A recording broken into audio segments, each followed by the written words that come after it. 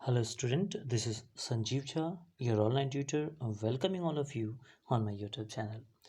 तो बच्चों, जैसे हम लोग जानते हैं कि हम लोग जो पढ़ रहे थे वो ब्रेन एंड इट्स पार्ट था, जिसमें हम लोग ब्रेन के पहले वाले पार्ट जो फोर ब्रेन था उसे हम कर चुके थे, और उसके जो डिफरेंट कंपोजिशन थे जैसे सेरेब्रम, थैलेमस और हाइपोथैलेमस, उसके लोकेशन, कंपोजिशन और फंक्शन के बारे में हम कंप्लीट कर चुके हैं। नाउ आज जो हमारा बेसिकली जो टॉपिक रहेगा वो मिड ब्रेन रहेगा। ठीक है, मिड ब्रेन। एंड इसमें बेसिकली हम इसके लोकेशन, कंपोजिशन और फंक्शन को पढ़ेंगे। ऑलराइट बच्चों, चलिए देखते हैं।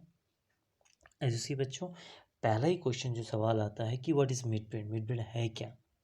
तो मिड ब्रेन बेसिकली क्या है?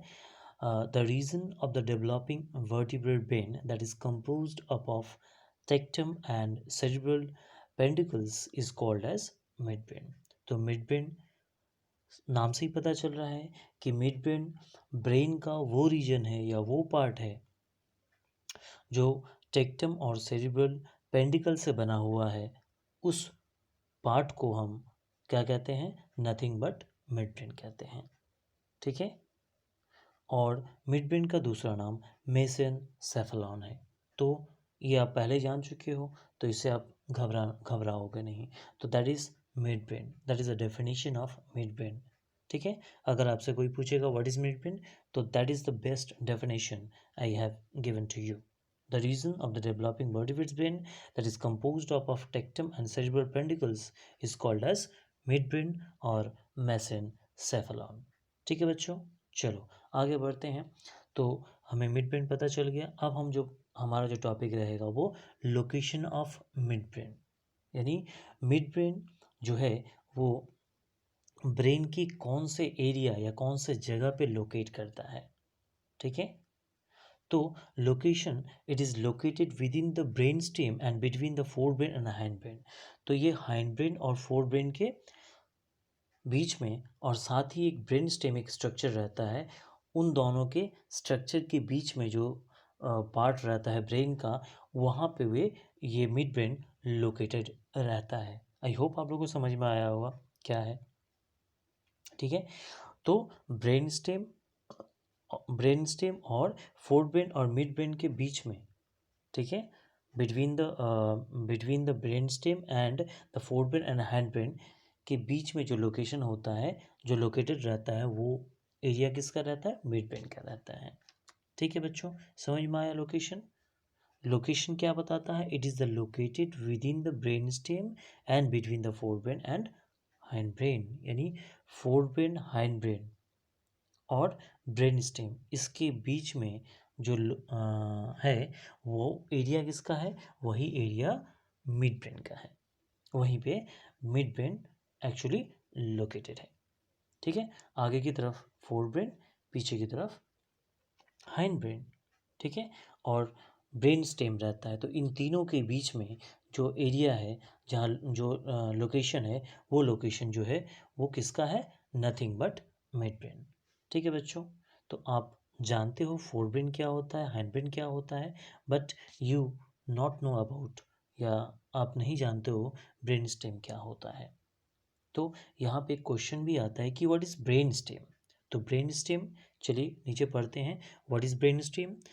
तो the part of the mammalian brain which is consisting of mid brain, pons and middle oblongata together is called brain stem. तो ब्रेन स्टेम हम क्या समझे, क्या जाने कि ब्रेन स्टेम वो पार्ट होता है जो बेसिकली तीन पार्ट से बना रहता है। तो ब्रेन स्टेम बेसिकली एक पार्ट है ब्रेन का जो मिड ब्रेन, पोन्स और मेडुला ऑब्लांगाटा जब एक साथ मिलते हैं, तो उस स्ट्रक्चर को, मिले हुए स्ट्रक्चर को हम क्या कहते हैं?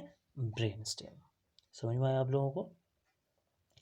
आगे बढ़ते हैं। इस ब्रेन स्टेम पढ़ना इसलिए ज़रूरी था क्योंकि आप जानते हो जो क्रैनियल नर्व्स के बारे में हम लोग पढ़े थे, right? Cranial nerves 12 pair cranial nerves होते हैं। तो ऑल द क्रैनियल नर्व्स, जितने 12 पेयर ऑफ क्रैनियल नर्व्स हैं, वो डेवलप्ड होते हैं कहाँ से? यही ब्रेन स्टेम से। ठीक है, और ये ब्रेन स्टेम कहाँ पाया जाता है? लगभग कहाँ पाया जाता है?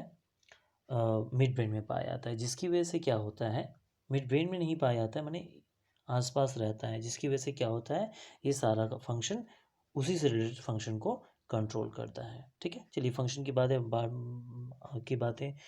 में करते हैं। ठीक है, तो that is all about the location of mid brain. तो उसके पहले नेक्स्ट स्लाइड में जाने से पहले आप लोकेशन देखोगे और ब्रेन स्टेम का स्ट्रक्चर आप देखोगे। चलिए देखते हैं। As you see, this is the diagram that you are this is the diagram that's showing the midbrain and the brain stem.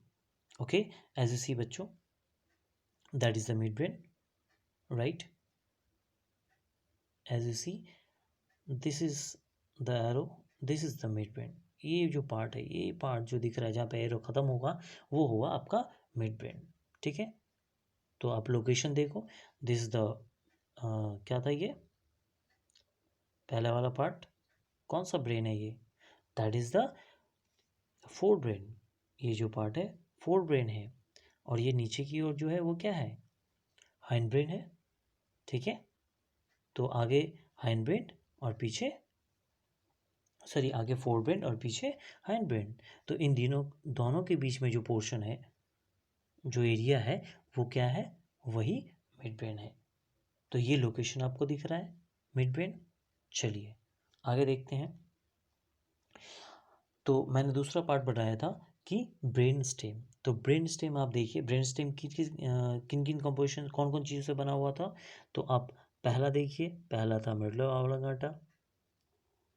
ठीक है, दूसरा था पोन्स, ये देखिए मिडल ऑब्लांगाटा, ये वाला आपको छोटा सा ये वाला पार्ट दिख रहा है, राइट। तो दैट इज मिडल ऑब्लांगाटा। फिर pons, that is the pons, ये वाला पोन है आपका। दो स्ट्रक्चर हो गए, और तीसरा ये जो है that is the mid brain. तो ये तीन स्ट्रक्चर मिला हुआ है, that is middle oblongata, pons and mid brain. तो ये पोर्शन जो आपका है,